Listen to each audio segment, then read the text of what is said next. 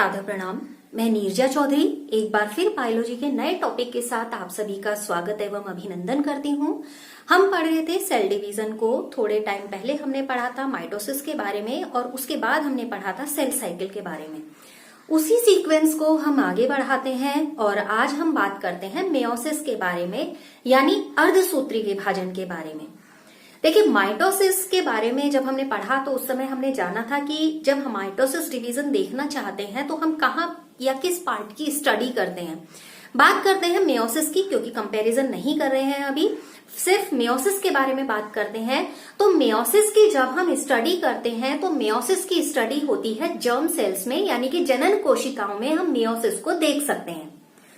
यहाँ पर क्या होता है, जो मेयोसिस डिवीजन होता है उसमें सिंगल मदर सेल से 4 डॉटर सेल्स यहाँ पर फॉर्म्ड होती हैं, यानी एक मात्र कोशिका से 4 पुत्री कोशिकाओं का निर्माण होता है। जबकि माइटोसिस में यानी समसूत्री विभाजन में हमने पढ़ा था कि एक मदर सेल से 2 डॉटर सेल्स फॉर्म होती हैं। देखिए, यहाँ पर जो नंबर ऑफ क्रोमोसोम्स होते हैं वो डिप्लॉयड होते हैं, यानी कि द्विगुणित होते हैं।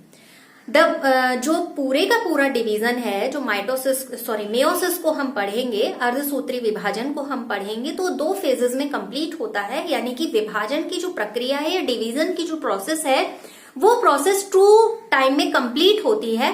फर्स्ट हाफ पोर्शन में 2 डॉटर सेल्स बनती हैं, अगेन यही 2 डॉटर सेल्स फिर से डिवीजन को कंटिन्यू करती हैं और उसके बाद फाइनली 4 डॉटर सेल्स यहाँ पर फॉर्म्ड होती हैं।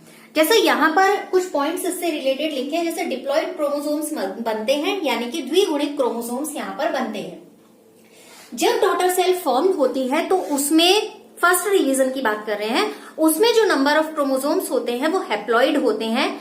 गैमीट है, गैमीट का जब फ्यूजन होगा जाइगोट बनेगा और जाइगोट बनने के बाद यहाँ पर जो क्रोमोसोम्स हैं वो फिर से डिप्लॉयड हो जाते हैं, यानी द्विगुणित हो जाते हैं।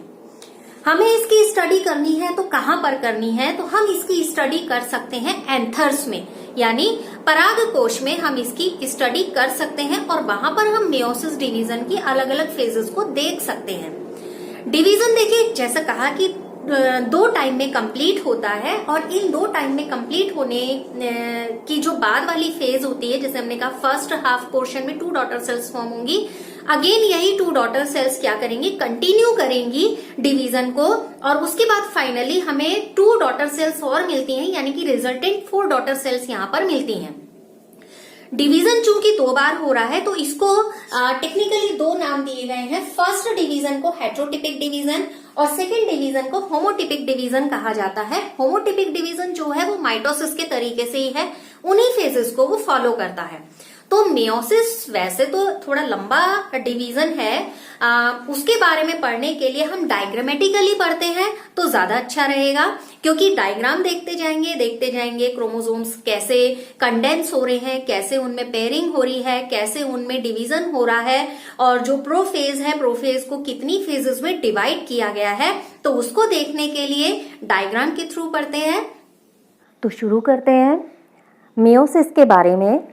देखिए, मेयोसिस के ये कुछ फेजेस होती हैं। जैसे सबसे पहले जो हम फर्स्ट मेयोसिस डिवीजन को पढ़ेंगे तो पहला जैसे हमने अभी पढ़ा कि हेट्रोटिपिक डिवीजन होता है। हेट्रोटिपिक डिवीजन में जो फेजेस हैं वो स्टार्ट प्रोफेज से ही होती हैं, यानी कि पूर्व प्रावस्था जिनको कहा जाता है। लेकिन मेयोसिस डिवीजन में एक्चुअली क्या होता है, जो ये प्रोफेज होती है वो सबसे बड़ी फेज होती है और स्टडी के पॉइंट ऑफ व्यू से इसे इजी करने के लिए कई सब फेजेस में डिवाइड किया है। जैसे फर्स्ट फेज इसकी है लेप्टोटीन मतलब लैप्टोज, और जिसका मीनिंग होता है थिन मीन्स पतला। नेमा, इसे लेप्टोटीन की जगह लेप्टोनेमा भी कहा जाता है, तो नेमा का मतलब होता है थ्रेड्स। हो गया। दूसरा आता है हमारा जाइगोटीन में जाइगो मतलब एडजॉइंट या एडजॉइनिंग। दूसरा मतलब यहाँ पर आप देख रहे हैं जैसे पेयर्स बनने शुरू हो गए हैं, तो उससे आप जाइगोटीन से कोरिलेट कर सकते हैं इसको कि जाइगो मतलब होता है adjoining of pairs. Okay. Third आता है हमारा पैकिटीन या पैकाइटीन। पैकिटीन में क्या होता है, यहाँ पर पैकी मतलब होता है थिक, मोटे होने लगते हैं थोड़े से जो क्रोमोसोम्स है वो। और फिर उसके बाद नेक्स्ट फेज आती है, जो सब फेज है इसकी प्रोफेज की, वो है डिप्लोटीन। डिप्लोटीन मतलब ये 2-2 के पेयर में इस तरीके से आने शुरू हो जाते हैं। और फिर लास्ट इसकी फेज है प्रोफेज की, प्रोफेज 1 की जो सब फेज है उसकी मैं बात कर रही हूँ, वो है डाइकाइनेसिस। डाइकाइनेसिस अक्रॉस और मूविंग बिटवीन, यानी कि 2 उसमें मूव होना स्टार्ट हो जाता है। तो पहले देखिए हम लेप्टोटीन के बारे में जान लेते हैं कि लेप्टोटीन में एक्चुअल में होता क्या है। जैसे लेप्टोटीन में अगर इसको आप इससे तोड़ के देखेंगे तो इजी हो जाएगा समझना। देखिए लेप्टोटीन में न्यूक्लियस का जो वॉल्यूम है वो ग्रोथ करेगा। अब इसके ग्रोथ के साथ जितने न्यूक्लियर रेटिकुलर होंगे वो खुल जाएंगे और पतले पतले इस तरीके के थ्रेड्स फॉर्म में चले जाएंगे। बाद में क्या होगा, ये कंडेंस हो जाएंगे, जो हम आगे वाली फेजेस में पढ़ेंगे। और यही वाले पार्ट क्या कहे जाते हैं, जो इस तरीके के थ्रेड्स दिख रहे हैं, यही कहे जाते हैं क्रोमोसोम्स। ठीक है। अब रही बात कि एक ही प्रकार के अगर यहाँ पर कैरेक्टरिस्टिक्स यहाँ पर क्रोमोसोम्स में हैं, तो इस तरीके के क्रोमोसोम्स को कहा जाता है होमोलोगस क्रोमोसोम। तो ये तो है लेप्टोटीन की में क्या होता है। फिर दूसरे नंबर पर आता है, जब इतनी स्थिति पूरी हो जाती है उसके बाद सेकंड सब फेज में एंट्रेंस होता है जाइगोटीन में। इसमें क्रोमोसोम्स पेयर बनाने शुरू कर देते हैं, जैसे जाइगो में हमने पढ़ाई एडजॉइनिंग ऑफ पेयर्स। यहाँ पर क्या करेंगे, ये पेयर बनाना शुरू कर देंगे और 2 होमोलोगस क्रोमोसोम के साथ आने पर ये क्या बनाएंगे, जैसे ये कोई भी 2, जैसे हमने कहा जो 2 भी एक कैरेक्टर्स के हैं वो क्या हो गए, होमोलोगस क्रोमोसोम्स हो गए। तो यहाँ पर होमोलोगस क्रोमोसोम्स क्या करेंगे, पेयर बनाना शुरू कर देंगे और इस पेयर बनाने की प्रोसेस को बोला जाता है सिनेप्सिस। ठीक है, इसको क्या बोला जाता है, सिनेप्सिस। और क्रोमोसोम के इन पेयर को बाइवेलेंट क्रोमोसोम कहेंगे। और इसके बाद क्रोमोसोम थोड़े से मोटे होने स्टार्ट हो जाएंगे और जब ये अगर मोटे होंगे तो थोड़े से छोटे हो जाएंगे। अब ये जो मोटे होने और छोटे होने वाली स्थिति है नंबर ये क्रोमोसोम्स की, नेक्स्ट फेज में एंट्रेंस का साइन है। यहाँ पर पैकेटीन में एंट्रेंस हो गया है और पैकेटीन में हर क्रोमोसोम थोड़ा सा क्या हो जाएगा, इस तरीके से लंबान में फटा हुआ सा लगेगा, यानी कि क्रैक्ड सा लगेगा, और जिसमें 4 क्रोमेटिड्स बन जाएंगे, 1 2 3 4, ऐसा लगता है कि ये यहाँ से टूट गया है। तो यहाँ पर क्या हो जाएंगे, क्रोमेटिड्स बन जाएंगे। इस वाली फेज को बोला जाता है टेट्रावेलेंट टेट्राड। ओके, अब इतना हो गया। इतना होने के बाद ये एंटर हो गया डिप्लोटीन। डिप्लोटीन में क्रोमोसोम ज़्यादा कंडेंस हो गए हैं, इससे जाकर कंपेयर अगर ये यहाँ पर आप करेंगे तो यहाँ पर क्रोमोसोम्स बहुत ज़्यादा कंडेंस हो जाते हैं और पेयर्ड क्रोमोसोम्स का हर क्रोमेटिड एक दूसरे से यहाँ पर क्या हो जाएगा अलग हो जाएगा। ठीक है, क्रोमेटिड्स एक साथ अलग नहीं होंगे, ऐसा नहीं होगा कि क्रोमेटिड्स साथ में सेपरेट हो जा रहे हैं और एक दूसरे से बिल्कुल ही अलग हो जा रहे हैं। धीरे धीरे करके इनमें ये प्रोसेस आगे आएगी और बल्कि दूसरे क्रोमोसोम के क्रोमेटिड्स के साथ कई बार ये क्रॉस बनाना शुरू कर देते हैं। इस तरीके से कई बार यहाँ पर क्रॉसिंग होनी स्टार्ट हो जाती है। फिर क्या होगा कि जब ये क्रॉस बनाएंगे तो जहाँ पर ये क्रॉसिंग इस तरीके की शो कर रहे हैं, ये वाला पोर्शन कहा जाता है काइज़माटा। ये इंपॉर्टेंट चीज है जिसको मैं मेंशन करना चाह रही हूँ। जहां पर क्रोमोसोम्स एक दूसरे को क्रॉस कर रहे हैं उसको बोला जाता है काइज़माटा। और इन्हीं जगहों से ऐसा होता है कि जो क्रोमोसोम है वो टूट जाएगा और एक क्रोमोसोम का टूटा हुआ पार्ट दूसरे क्रोमोसोम के साथ जुड़ जाएगा और दूसरे क्रोमोसोम का पहले से यहाँ पर अटैचमेंट हो जाएगा, या किसी भी तरीके का, एक तरीके का इसको मेल और एक तरीके का कुछ फीमेल भाग मान लें अगर हम, तो मेल और फीमेल के कुछ पार्ट यहाँ पर आपस में एक्सचेंज हो जाएंगे। जब यहाँ पर ये एक्सचेंजिंग होती है इसको बोला जाता है क्रॉसिंग ओवर। तो दोनों बातें ध्यान में रखिएगा कि जब मेल और फीमेल के जो भी क्रोमोसोम्स के हम पार्ट बोल रहे हैं, इनके कुछ पार्ट्स आपस में क्या हो जाते हैं, एक्सचेंज होंगे। बाकी क्रॉसिंग ओवर पे एक पूरी डिटेल पढ़ेंगे बाद में, फिलहाल यहाँ पर एक एज अ टर्म आ रहा है तो उसकी बात कर रहे हैं। तो इस पूरी प्रोसेस को क्या कहा जाता है, क्रॉसिंग ओवर, जब उनमें एक्सचेंजिंग हो रही है। इस फेज के एंडिंग में पेयर्ड क्रोमोसोम एक रिपल्शन फोर्स को फील करेगा और एक दूसरे से फिर क्या होने लगेगा, वो सेपरेट होना स्टार्ट हो जाएगा।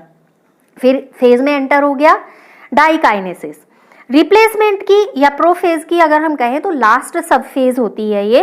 और इस फेज में क्रोमोसोम बहुत ज़्यादा कॉइल्ड हो जाएंगे, जैसे आप देख रहे हैं इस तरीके का कॉइलिंग हो जाएगी, बाहर की तरफ ये इस तरीके से मैट्रिक्स सा कुछ दिखाई देने लगेगा। और यहाँ पर जो न्यूक्लियोलस है वो नहीं है अभी तक, जैसे हम न्यूक्लियोलस देख रहे थे, यहाँ पर न्यूक्लियोलस डीजेनरेट हो जाएगी और यहाँ पर काइज़माटा या क्रोमोसोम की एक आर्म की ओर चला जाएगा, जिसे टर्मिनल पोर्शन में जा रहा है, उसलिए मैं बोल रही हूँ, उसको नाम दिया गया है यहाँ पर टर्मिनोलाइजेशन। क्लियर हो गया? तो ये प्रोफेज की 5 सब फेजेस थी। आप इनको क्या होता है, कई बार क्वेश्चन पूछा जाता है सीक्वेंस में लगाने के रिलेटेड, और कई बार यहाँ पर पूछा जाता है कि किस फेज में कैसा होता है, या प्रोफेज 1 को आप स्पष्ट कीजिए। अब यहाँ पर जो प्रोफेज 1 कंप्लीट हो गया है तो प्रोसेस आगे जारी है मेटाफेज 1 में। इस फेज में जो न्यूक्लियर मेम्ब्रेन है और न्यूक्लियोलस है वो पूरे तरीके से डीजेनरेट हो गए हैं।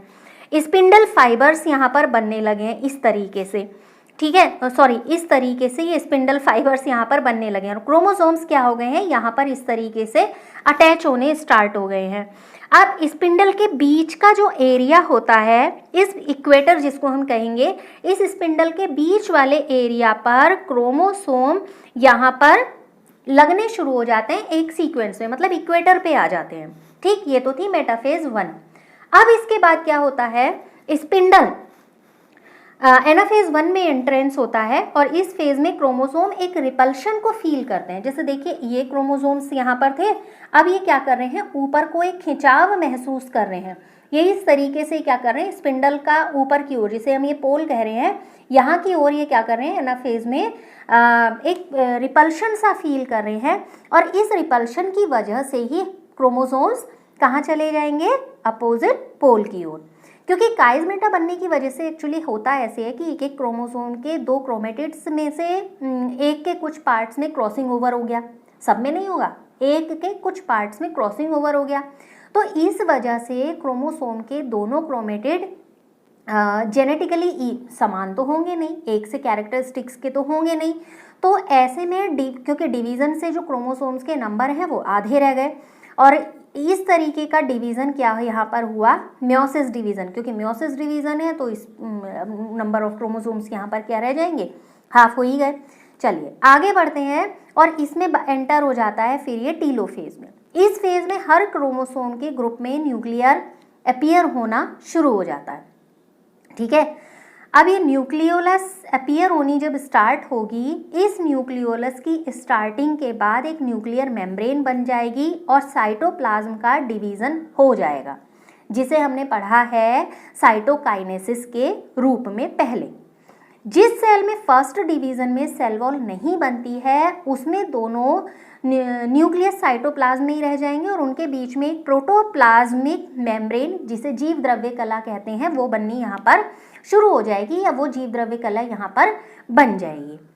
तो इस तरीके से जो मियोसिस है उसकी फर्स्ट फेज में एक सेल डिवाइड होकर कितने में कन्वर्ट हो गई है, 2 डॉटर सेल में यहाँ पर कन्वर्ट हो गई है। अब यहाँ पर नंबर ऑफ क्रोमोसोम्स कितने होंगे, यहाँ पर नंबर ऑफ क्रोमोसोम्स हैप्लॉइड होंगे, यानी कि n होंगे। नंबर ऑफ क्रोमोसोम्स हाफ रह जाएंगे, हैप्लॉइड होंगे और वो कितने होंगे, जो जितने भी नंबर क्रोमोसोम्स के थे उससे आधे रह जाएंगे। ठीक है, यहाँ तक तो था फर्स्ट फेज का कंप्लीट हो जाना। इसके बाद प्रोफेज 2 स्टार्ट हो जाती है। प्रोफेज 2 से मतलब हो गया यहाँ पर होमोटिपिक डिवीज़न। इस डिवीज़न में दोनों डॉटर सेल दोबारा डिवीज़न के लिए प्रिपेयर हो गई हैं, फिर से वो डिवाइड होने लगेंगी और फिर से ये प्रोफेज, मेटाफेज, एनाफेज और टीलोफेज, इन सभी फेजेस से होते हुए इक्वली डिवीज़न को आगे बढ़ाएंगी। देखिए जैसे प्रोफेज 2 की मैं बात करती हूँ यहाँ पर, यहीं से एक बार स्लाइटली ले लेते हैं क्योंकि फेजेस में जो भी चेंजेस होने हैं वो ऐसे ही होने हैं जैसे ऊपर अभी हमने यहाँ पर पढ़े। न्यूक्लियोलस क्लियर हो जाएगी, क्रोमोसोम में क्रोमेटिड्स काइनेटोकोर के अलावा सभी जगहों पर एक दूसरे से अलग हो जाएंगे। ठीक हो गया, मैट्रिक्स क्लियर हो जाएगा और बाद में न्यूक्लियर मेम्ब्रेन और न्यूक्लियोलस भी यहाँ पर स्पष्ट रूप से दिखाई देने लगेंगे। मेटाफेज 2 में एक्चुअली होगा क्या, जब क्रोमोसोम इक्वेटर पर आ जाएंगे, जैसे यहाँ पर है क्रोमोसोम इक्वेटर पर आ जाएंगे, तो उस क्रोमोसोम के इक्वेटर पर आ जाने के बाद फिर से स्पिंडल फॉर्म होगा, और इस स्पिंडल के फॉर्म होने से जो मतलब यहाँ पर क्या होगा, जैसे जब ये स्पिंडल फॉर्म हो रहा है तो यहाँ पर क्रोमोसोम के काइनेटोकोर के डिवाइड हो जाने से क्रोमेटिड्स अलग अलग यहाँ पर हो जाएंगे। ठीक हो गया। अब इसके बाद एनाफेज 2 आ गई, क्रोमेटिड्स अपोजिट पोल की ओर चले जाएंगे और इनको क्या बोला जाएगा, डॉटर क्रोमेटिड्स कहा जाएगा। ये ऊपर वाली सेल का, ये जो डॉटर सेल बनी इसका डिवीजन है, और नीचे वाली लाइन जो है इसका डिवीजन है, दोनों सेम ही हैं। देखिए ये भी प्रोसेस ऐसे ही आगे बढ़ रही है, ये भी प्रोसेस आगे बढ़ रही है, यानी कि ये एक डॉटर सेल की प्रोसेस है, दूसरी की, क्योंकि डिवीजन अभी कंटिन्यू है। ठीक, फिर आता है टीलोफेज। टीलोफेज में क्या होगा कि जो डॉटर क्रोमोसोम है पोल पर इकट्ठे हो जाएंगे, और उनके इकट्ठे हो जाने के बाद चारों ओर एक न्यूक्लियर मेम्ब्रेन बन गई है, और इस फेज के बाद दो न्यूक्लियस के बीच में सेल वॉल भी आ गई है, और हैप्लॉइड क्रोमोसोम्स अब 4 डॉटर यहाँ पर गैमीट को फॉर्म कर रहे हैं। तो इस तरीके से जो अर्धसूत्री विभाजन होता है, उस अर्धसूत्री विभाजन या मेयोसिस में फाइनली 4 डॉटर सेल्स यहाँ पर मिलती हैं। तो अलग अलग फेजेस हैं। माइटोसिस में डिवीजन सिंगल फेज में कंप्लीट हो जा रहा था, क्योंकि प्रोफेज, मेटाफेज, एनाफेज और टीलोफेज पढ़ा था हमने। यहाँ पर मेयोसिस में क्या होता है, टू टाइम डिवीजन होता है, जिसमें प्रोफेज 1 जो होती है सबसे लंबी फेज होती है, ये आपको ध्यान में रखना होगा। इसे 5 सब फेजेस में डिवाइड किया गया। तो फिलहाल आज के सेशन में इतनी ही बात करेंगे। नेक्स्ट सेशन में आपसे नए टॉपिक के साथ फिर मिलेंगे। लगातार साथ बने रहिए। लगातार साथ बने रहने के लिए आप सभी का बहुत बहुत धन्यवाद।